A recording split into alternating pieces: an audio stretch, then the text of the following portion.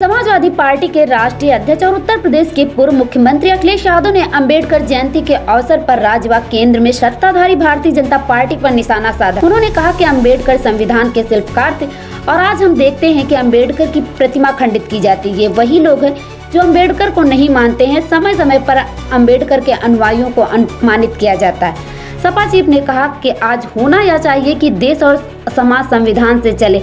अगर संविधान कमजोर होगा तो हमारा लोकतंत्र कमजोर होगा।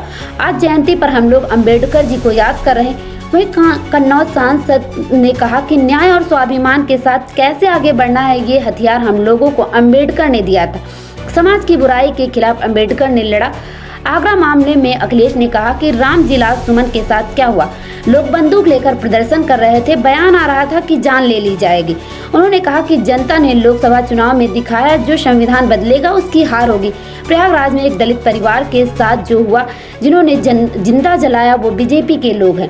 अखिलेश ने कहा कि ये वही लोग हैं जो बाबा भीमराव अंबेडकर जी को नहीं मानते, जो संविधान लोकतंत्र को नहीं मानते हैं। ये तमाम प्रबुद्धवादी वह लोग हैं जिन्होंने सदियों से शोषण किया है।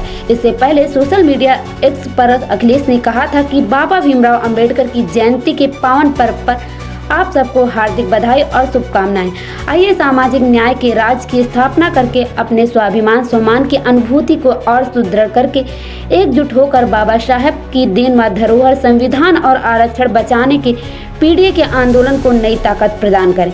वह दोहराएं कि संविधान ही संजीवनी है और संविधान ही ढाल है, और जब तक संविधान सुरक्षित रहेगा तब तक हम सबका मान सम्मान स्वाभिमान और अधिकार सुरक्षित रहेगा। यूपी के पूर्व सीएम ने कहा था कि स्वाभिमान के तहत हमने अपने सौहार्दपूर्ण समाजवादी पंथ निरपेक्ष लोकतांत्रिक मानक और मूल्यों के साथ अपनी स्वयं की एकता के मूल्य को समझकर इस पीढ़ी रूपी एकजुटता की परिवर्तनकारी शक्ति का मान समझे। स्वाभिमान के माध्यम से पीढ़ी समाज के लोग अपनी निर्णायक शक्ति हासिल करके उत्पीड़न अत्याचार और पीड़ा से मुक्त होकर स्वाभिमान से जीने का हक और अधिकार पाएंगे और दमनकारी उत्पीड़नकारी वर्चस्ववादी प्रभुत्ववादी शक्तिकामी नकारात्मक ताकतों को संवैधानिक जवाब दे पाएंगे। सपा चीफ ने कहा कि पीढ़ी की ताकत एकता ही संविधान और आरक्षण बचाएगी। पीढ़ी की एकजुटता ही सुनहरा भविष्य बनाएगी। आइए अपने स्वाभिमान सम्मान के इस संघर्ष को समारोह में बदल दें। ब्यूरो रिपोर्ट, सम्राट टीवी न्यूज। संविधान हमारे अधिकारों को, हमारे आरक्षण को, ये बाबा साहब भीमराव अम्बेडकर जी का दिया हुआ संविधान ही हमारे आरक्षण और हमारे संविधान को हम सब पीढ़ी परिवार को आगे बढ़ने का मौका देता है। आज हम उन्हें याद इसलिए भी करते हैं कि दुनिया का सबसे शानदार उन्होंने संविधान हमें दिया है। बाबा साहब भीमराव अम्बेडकर जी के जीवन के बारे में जब हम लोग सुनते और पढ़ते हैं, उन्हें बचपन से ही तमाम तरह के भेदभाव का सामना करना पड़ा। समाज की जो बुराइयां हैं, समय समय पर उन्हें लड़ना पड़ा।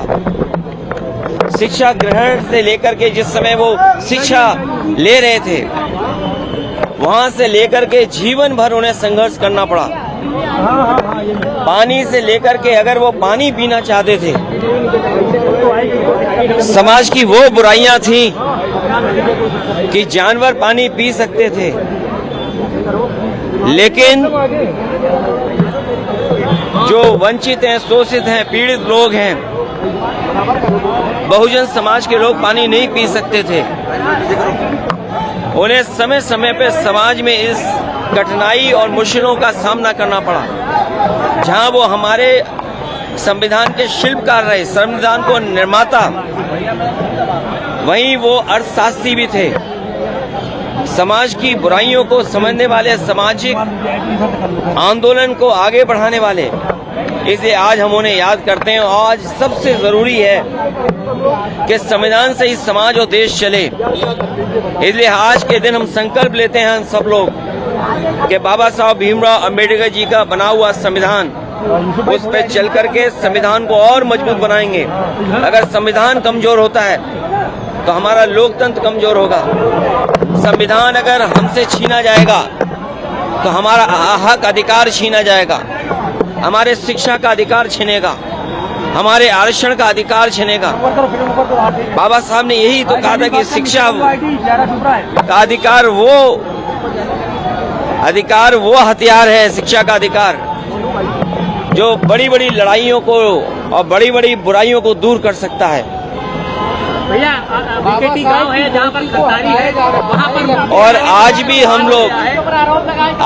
हम लोग देखते हैं कि बाबा साहब भीमराव अम्बेडकर जी को या उनकी प्रतिमा को समय समय पर लोग खंडित करते हैं, समय समय पर अपमानित करते हैं। वो एक मैसेज देते हैं बाबा साहब भीमराव अम्बेडकर के खिलाफ।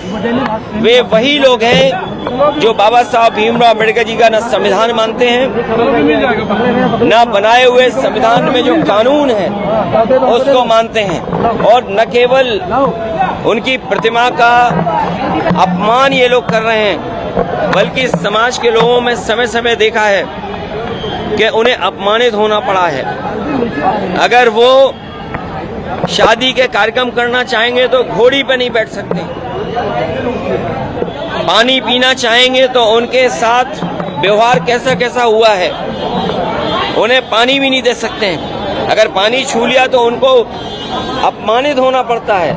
तो इसलिए ये लंबी लड़ाई है, और हमें उम्मीद है कि आज जब हम बाबा साहब भीमराव अम्बेडकर जी को याद कर रहे हैं, उनके बनाए हुए संविधान और उनके दिए हुए संविधान पे हम संकल्प लेते हैं कि कितना भी जोखिम उठाना पड़े, हम सब लोग मिलकर के पीडीए परिवार के लोग संविधान को बचाने का काम करेंगे। बीकेटी में खरीदारी गांव है, वहाँ पर मूर्ति ये केवल लखनऊ बीकेटी की बात नहीं है।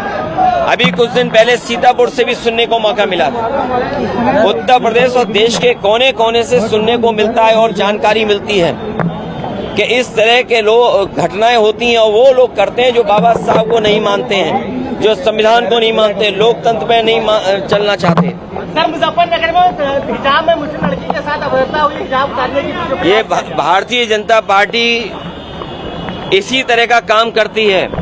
अभी कुछ दिन पहले आपने देखा होगा कि वही भारतीय जनता पार्टी के लोग हैं जिन्होंने कहा कि शांतिपूर्ण कार्यक्रम हो सकता है, लेकिन तलवारें लहरती हुई देखी हैं, लाठी लहरती हुई देखी हैं।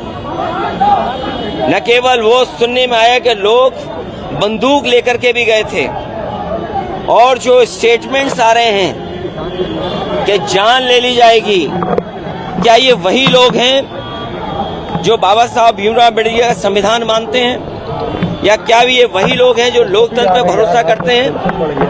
और रामजी आज सुमन जी के घर पर उनके ऊपर कितना क्या क्या नहीं करना चाहते थे लोग। इसीलिए कहा ये संविधान हमारी ढाल है, संविधान ही हमारी संजीवनी है। और इस देश की जनता ने दिखाया पिछले लोकसभा चुनाव में कि अगर कोई संविधान बदलना चाहेगा तो उस सरकार को, उन लोगों को बदल देंगे।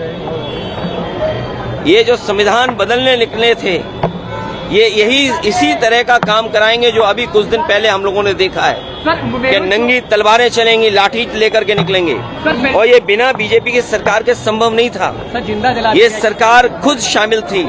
और जो प्रयागराज की घटना सुनने में आई है कि एक दलित परिवार के सदस्य के साथ जो घटना हुई, एक मामूली इसी बात को लेकर के कि वो अपना कुछ उससे बातचीत करना चाहता था कुछ चीजों को लेकर के। वो कौन लोग हैं जिन्होंने जिंदा जलाया? वो भारतीय जनता पार्टी के लोग हैं। वो कौन लोग हैं जो लाठी लेकर के घूम रहे हैं, बंदूक लेकर के घूम रहे हैं? वो भारतीय जनता पार्टी के लोग हैं। ये भारतीय जनता पार्टी के लोग डराना चाहते हैं। कहीं अगर ये 400 लोकसभा जीत गए होते तो यकीन मानिए प्रेस के लोग भी आप सवाल नहीं पूछ सकते थे। सर, मेहुल चोकसी को गिरफ्तार किया गया है, मेहुल चोकसी बड़ी उपलब्धि बता रहे हैं। देखिए, ये सरकार की सब जानकारी में था। सरकार समय समय पर ऐसे काम करेगी जिससे तमाम बुनियादी सवालों पर चर्चा न हो। आज सबसे बड़ा सवाल है कि संविधान सुरक्षित है कि नहीं है, संविधान के तहत ये सरकार चल रही कि नहीं चल रही है। ये जानबूझ करके इसी तरह के कारनामे और काम करेगी जिससे बुनियादी सवालों से ध्यान हट जाए।